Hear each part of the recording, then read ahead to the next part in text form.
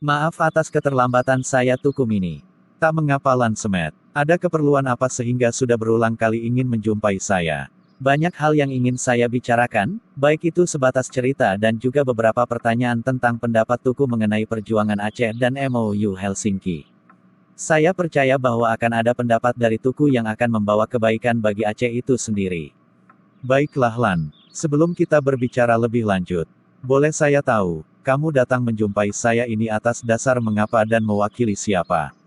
Dasar saya ingin menjumpai Tuku, karena menurut saya dengan Tuku akan lebih mudah saya ajak bicarakan tentang perjuangan rakyat Aceh. Selama ini saya mengamati kalau Tuku itu bersikap netral dalam hal apapun.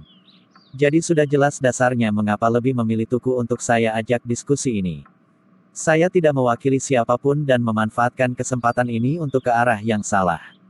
Inisiatif pribadi saya ingin mengenal lebih mendalam tentang geopolitik Aceh dan perjuangan untuk saya perluaskan pada generasi muda seperti saya ini Tuku.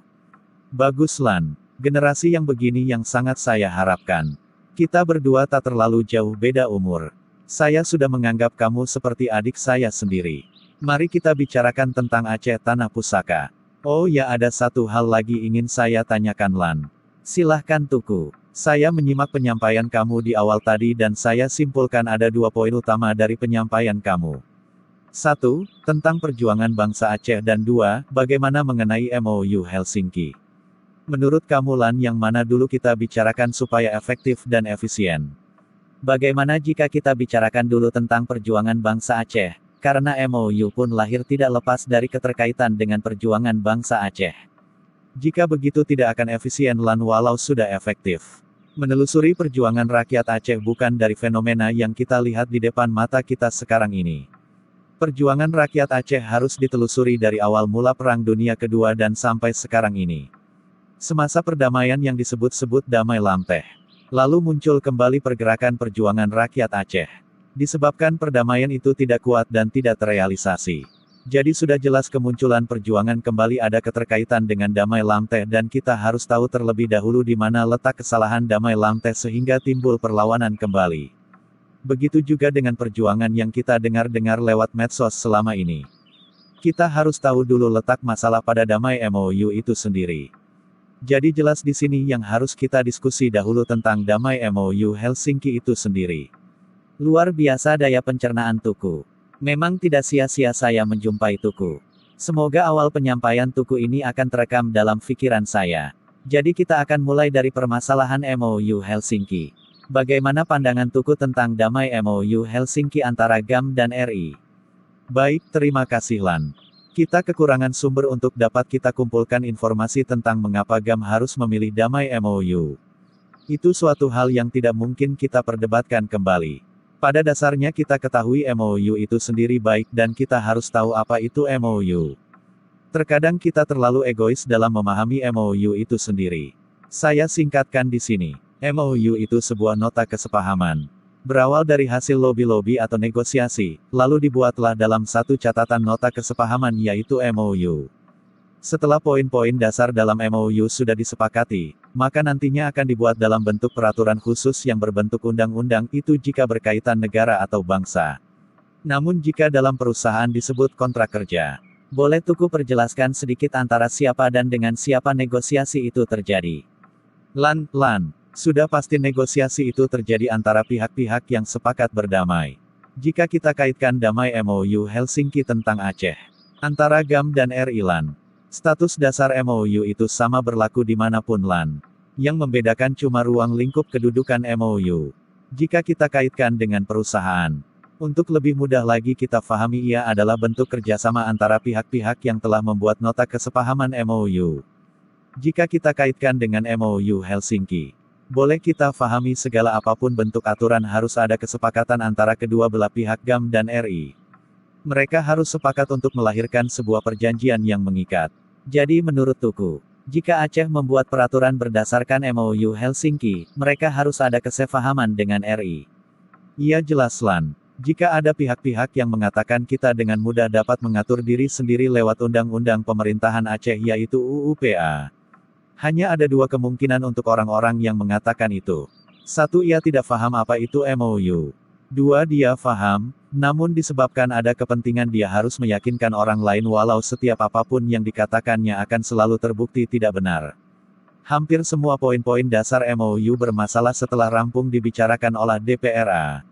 Buktinya pada saat pengajuan pengakuan ke pemerintah Indonesia pasti bermasalah. Hanya ada satu yang tidak terlalu dipermasalahkan, yaitu Undang-Undang Syariat Islam.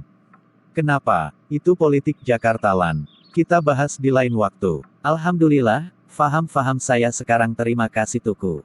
Sama-sama Lan Semet SE. Jika selalu terjadi permasalahan yang tidak ada solusi penyelesaian dan bahkan terjadinya ketidaksesuaian MOU pada saat dilahirkan Undang-Undang Pemerintahan Aceh, apakah masalah ini dapat dibawa ke ranah internasional Tuku? Dapat atau tidak itu terjawab pada legalitas damai itu sendiri pada penyesuaian dengan hukum internasional. Kita perlu ketahui terlebih dahulu perdamaian GAM dan RI itu apakah sudah memenuhi subjek hukum internasional. Kita juga perlu mengenal pasti siapa penengah atau yang bertanggung jawab terhadap perdamaian ini. Atas nama lembaga apa ia mendamaikan GAM dan RI? Atau jika ia membawa nama pribadi, legal kekuasaan apa yang ia miliki di tingkat internasional? Semua itu perlu kita ketahui agar kita tidak selalu disesatkan dalam suatu masalah yang tidak kita miliki cara penyelesaiannya. Menurut Tuku sendiri, apakah GAM atau masyarakat Aceh dapat memperjuangkan hasil MOU ini ke tingkat internasional, jika sudah benar-benar undang-undang pemerintahan Aceh tidak sesuai dengan MOU Helsinki? Memang sudah tidak benar Lan. Sepengetahuan saya, jika kita berpegang pada perjanjian awal yang tercantum dalam MOU Helsinki untuk kita perjuangkan di tingkat internasional, kita tidak memiliki dasar hukum yang kuat sesuai subjek hukum internasional. Untuk memenuhi subjek hukum internasional, terlebih dahulu sebelum damai MOU Helsinki, harus ada pengakuan khusus dari beberapa negara lain yang netral terhadap GAM itu sendiri, bahwa mereka sah sebagai pergerakan kemerdekaan dan diakui dalam gedung PBB. Lan lihat sendiri tidak lama setelah damai MOU, Indonesia langsung membuat pernyataan terhadap GAM separatis. Ini telah menandakan bahwa GAM itu tidak diakui di tingkat internasional bahwa sebagai pemberontak hak berbangsa dan bernegara. Besar kemungkinan saya akan berprasangka buruk tentang awal mula timbul rancangan perdamaian GAM dan RI di Helsinki, Finlandia. Apa menurut Tuku mereka para tokoh-tokoh GAM sendiri tidak tahu akan plus minus masalah MOU ini? Saya yakin mereka lebih tahu dan lebih elit dalam berpikir. Terkadang kita terlalu berharap sebuah kebaikan dihadirkan oleh orang lain dan juga saya yakin masyarakat awam tidak akan siap menerima kenyataan ini. Mereka lebih menganggap ini penilaian tak beralasan. Jangankan hasil kajian manusia, hasil pembuktian nyata yang terjadi saja banyak masyarakat tidak mengakuinya. Lan, tidak perlu risau tentang fenomena ini. Kebohongan itu harus dipertahankan sedangkan kebenaran bebas tanpa hambatan. Mereka yang berbohong akan selalu memikirkan cara untuk menunjukkan bahwa mereka benar. Kebenaran datang bila kebohongan sudah di penghujung cerita. Pada saat mereka kehabisan cara, kebenaran akan menghancurkan kebohongan. Menarik sungguh berdiskusi dengan Tuku, terima kasih banyak Tuku.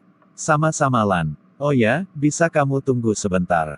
Tuku ingin ke depan untuk beli kopi. Maaf, soalnya istriku lagi tidak ada di rumah, kamu tunggu sebentar ya. Bisa Tuku, saya tunggu di sini. Kita ada pembahasan satu lagi Tuku, yang tidak kalah penting untuk Aceh tercinta.